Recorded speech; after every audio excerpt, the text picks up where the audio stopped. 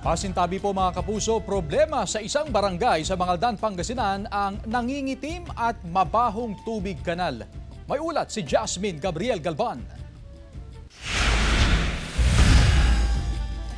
Hindi pa man panahon ng tag-ulan pero halos mapuno na ang kanal na ito sa Jimenez Street sa Barangay Gilig, Mangaldan, Pangasinan. Nangingitim at mabaho na ang tubig sa kanal.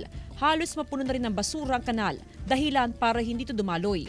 May mga manhole cover na naalis na sa kanal, kaya't makikita ang kondisyon ng drainage canal sa lugar.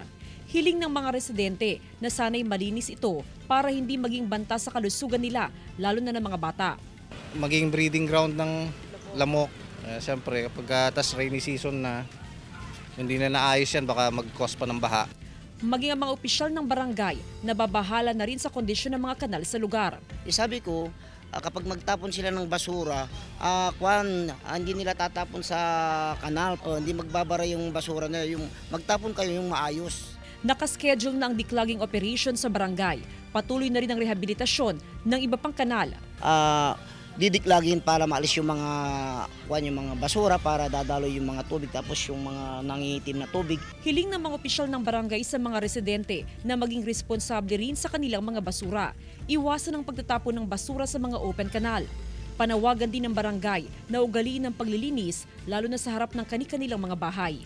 Kasama si Henry Duminsil, Jasmine Gabriel Galvan, One North Central Luzon.